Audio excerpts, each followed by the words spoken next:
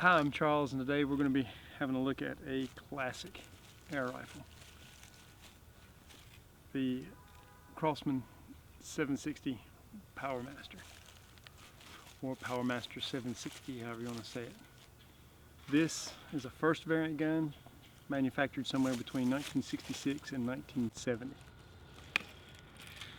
This, as far as I can tell, is either an 8th, 9th or 10th variant, I'm not exactly sure, but this is something I just bought, 2019. So this gun's brand new. This gun is over 50 years old. Now, I've been bugging my grandfather about borrowing this gun for a bit. I finally borrowed it from him because this is my grandfather's gun. When asking him questions about it, he couldn't remember where he bought it or how much he paid for it. He did say that he did not steal it. He did actually purchase this gun. He just couldn't remember where and when and how much, which fair enough, over 50 years ago. But I did grow up shooting this gun. When I would go over to visit his house, I had a Red Ryder, and then this was the first nice air gun that I shot. So this is, according to Wikipedia, over 16 million of the 760 Powermasters have been produced.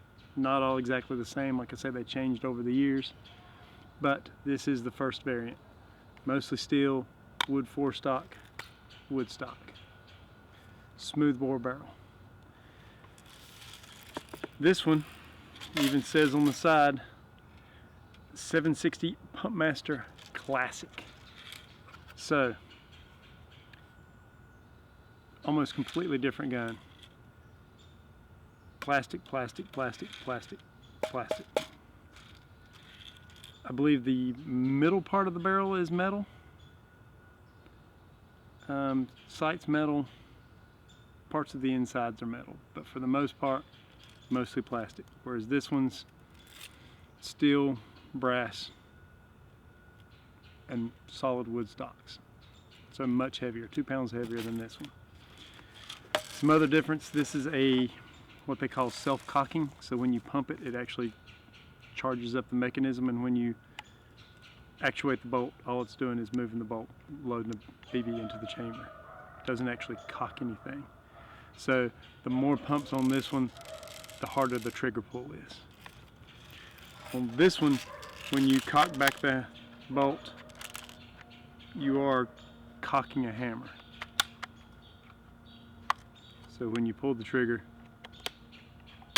it releases a hammer in there. Whereas on this version, when you pull the trigger, it pops the valve that lets the air down the barrel. Some other differences, this one has screws on the rear sight, so you can adjust it for windage. This one does not have anything underneath the rear sight for height adjustment. This one, the sight is just clamped on the barrel. Looks like it has a little flat spot that it sits in. It does have a little ramp adjuster thing for height of the rear sight, but it does not have any type of adjustment for windage. I guess you could bend it if you needed to. This one, the front sight is overmolded on the barrel. I think it's part of the plastic sheath that goes around the barrel. This one is all steel and held on with a screw. But as I was saying,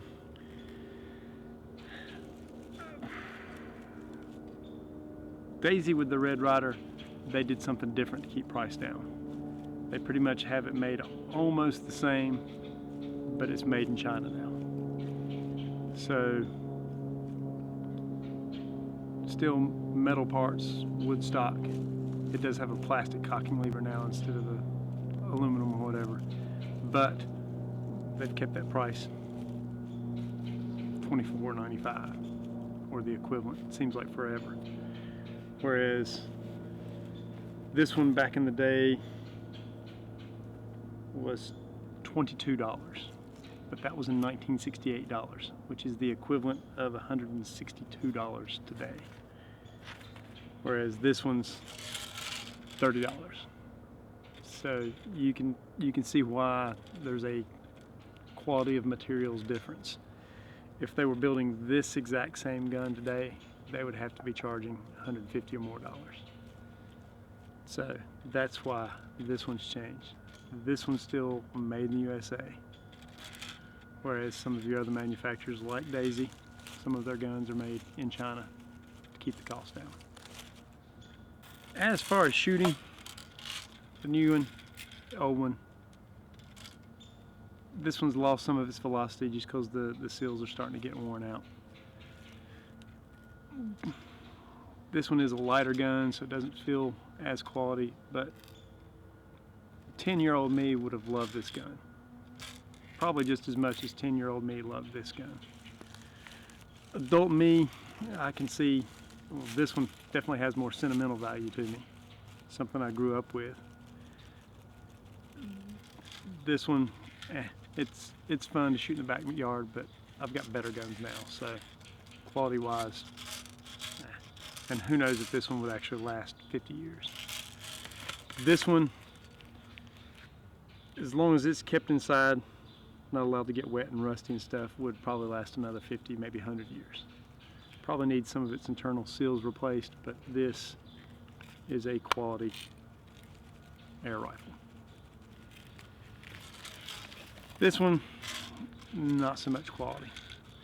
I would venture to say the plastic, I mean, it's high quality plastic, but who knows how long it's going to last.